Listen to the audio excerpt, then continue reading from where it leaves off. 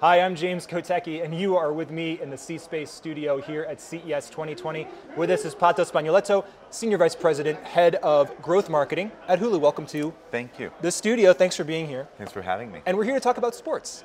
Hulu has live sports. I know this because I've seen the commercials, but for those maybe who haven't, or just to contextualize it, what is the scope, for example, of sports on Hulu right now?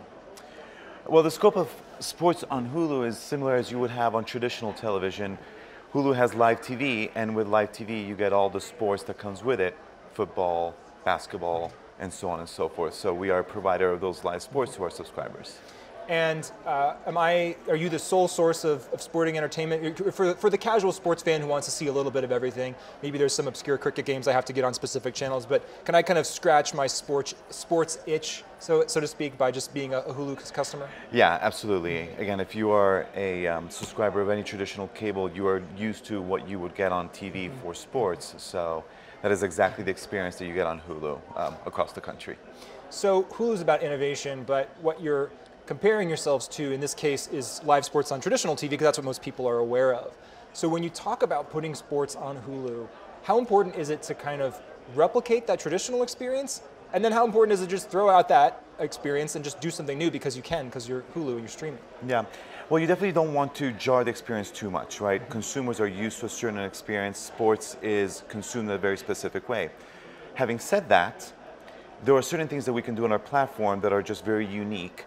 For example, when you onboard on the Hulu platform, you get to pick what are the teams that you are rooting for, and so we can give you specific alerts. Same thing for Olympics. You can tailor the experience in a way that you just could not with traditional television. So that's just one of the examples that we kind of advance the experience without jarring it too much. But just thinking about the future and looking into the crystal ball maybe, how customized or tailored could the sports experience really get? If I'm a fan of one team versus another, could I be seeing coverage of that event, camera angles at that event, interviews with certain athletes that are my preference versus someone else watching the same game but getting it in a different way? Yeah, absolutely. So we've done actually some of that with some college football last season, where we gave access to different camera angles throughout the game. Now, to state the obvious, you are at the mercy of what is out there and what is available through the people who are actually producing the content. So to the extent that there are the different camera angles, we can ingest that content and put it on the service. Beyond what they do, you know, services like Hulu and many others are actually starting to see on how you can create this as more of a social environment, so that you can root for a team in a way that a digital platform can give you that a traditional one probably would not. So talk to me about advertising in live sports on Hulu. Does it look the same as I would get on traditional TV? Or are there different innovative things that you can do there too? For live sports, it's fairly similar to traditional television. The pods are the same pods that you would have in traditional The TV television. timeouts, yeah. Exactly.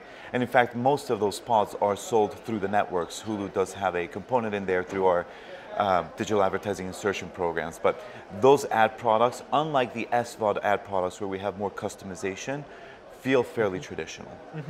And what does your data say, though, about who watches those ads, how they watch those ads? Because obviously with Hulu, you can get a lot of great data and give that back to the advertisers for them to use. Yeah, you know, that's one of the great things that we have for our advertising partners, is that with that data, we can tell them exactly what the audience is, not just for a general sport, but when you get down to specifics to a league, a team, a DMA, we can take that data and help customize that so that the advertiser can in turn provide a more relevant advertising message to the consumer. And are there any counterintuitive things that you can share that you've looked at the data and are kind of surprising based on how people are actually consuming this content or this advertising? Well, a couple of things. One is the platform obviously is on living room devices, it's on mobile. Mobile consumption is very high, but it's in bursts, which kind of makes sense if you think about it. You're on the go, you don't want to miss a certain play, and so you get on your phone. Yeah. So that continuity of the experience is something that's unique, that's kind of interesting.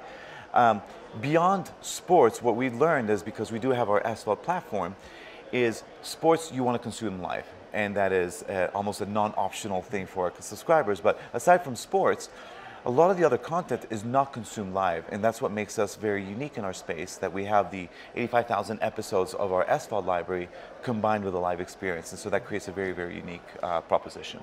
And this brings up an interesting question, just with the explosion of content in the world in general, much of it driven by places like Hulu, and you're producing your own great original content, you have a lot of other shows on the platform there. There's just more competition for people than ever before. So maybe a Sunday night football game doesn't get the same draw, or maybe it does. So how do you think about, I don't know, self-cannibalization, or just how many people are actually watching sports, especially as they skew younger and maybe have different media consumption habits? Yeah, it's a good question. The story's a little bit nuanced. For sports, what we're seeing is that there's a shift on the platform, not necessarily a decline in consumption.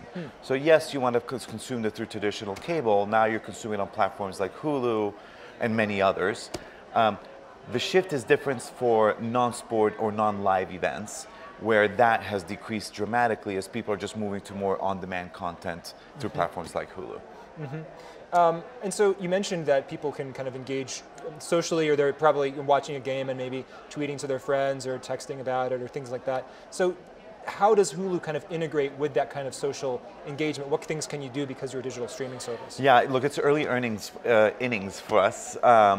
We've tried a few things in terms of integration with social platforms. We're learning about what consumers want, because there's really a fine line in terms of giving subscribers the capability to do that without forcing it, or even worse, disrupting what they're actually there to do, which is consume the live event. So you see a ton of pop-up things on the screen. Yeah, and you don't want that, right? There's a lot of Yeah. platforms who have tried that, and for a specific segment, it might work well.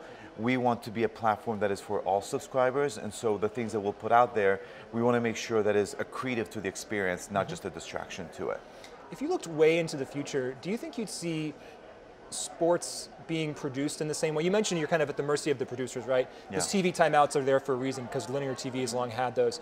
And obviously linear TV is not going away anytime soon. But do you think if the bulk of sports consumption was happening on streaming platforms, let's say we never had linear TV and it started today, you might not do things the same way, right? So will streaming, fundamentally change some of the ways that sports are produced? And this is just kind of a guess looking into the future, I suppose. Yeah, it definitely is a guess. I think the answer is yes, over a long period of time.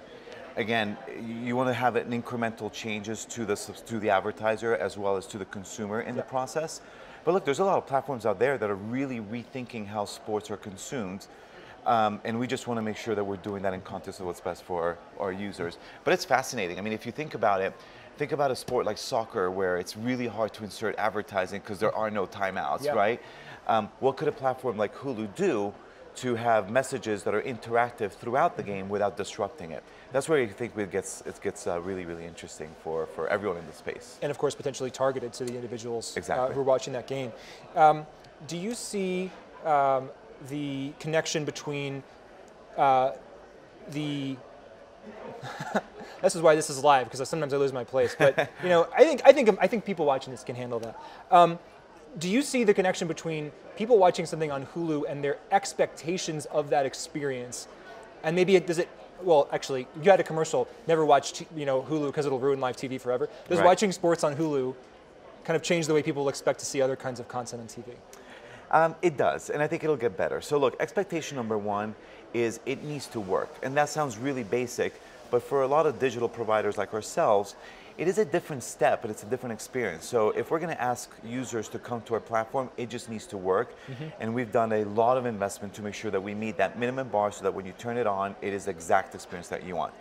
Past that, it's about delighting and surprising subscribers with experiences that are a little bit different. So maybe we can have some shoulder content, maybe we can have some social interactions, but we don't want to move too far ahead that we lose our consumers in the process. Yeah, obviously your clients are advertisers, and that's who you're working with.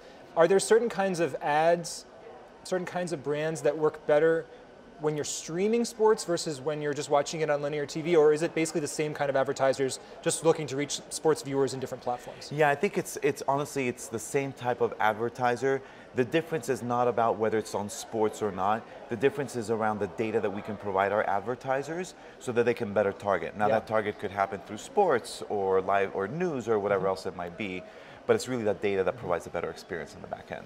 And how does it connect to sports on-demand content, like a sports documentary, for example, or an interview show that you don't necessarily have to watch live? How can those things connect to the live experience that people are having with sports? Yeah, that's a great question, and actually a great example of a lot of things that we do, right? So if we know that there's an event that's coming up, we'll look into our library from the SVOD side so that we can create a collection so that if you're really interested in that sport, we can give you documentaries, we can give you whatever it is, content that is ingested that is not live, that is leading up to and then following the live event. So now all of a sudden you can make what would have been an hour event, a 2-hour event because you're really into it if you so choose, right?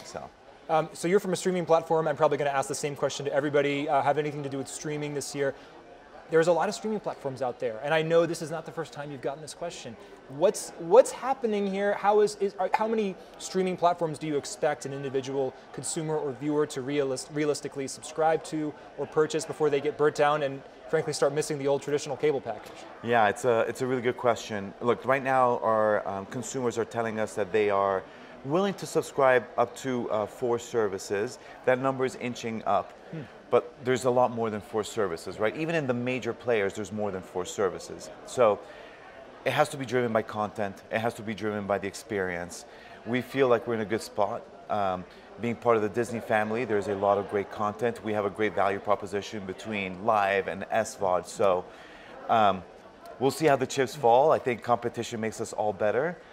This year alone, we have 2 new players coming into the space in the first couple of quarters. So we welcome it, and we'll see. Look, at the end of the day, the consumer has to be happy, right? Because to your point, if you get to 5 or 7 services and you don't know what show is on what platform, then honestly, we all lose. Yep.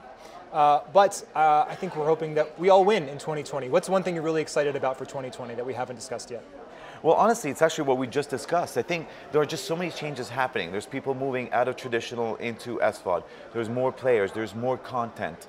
And subscribers and consumers are open to it. We need to be very respectful of that. I'm very excited about it because I feel that Hulu is in a great position.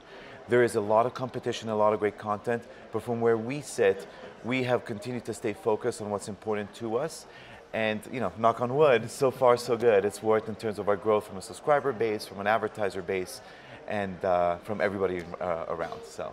Well, Patrizio Spagnoletto, thank you so much for joining me very here much. in the C-Space studio.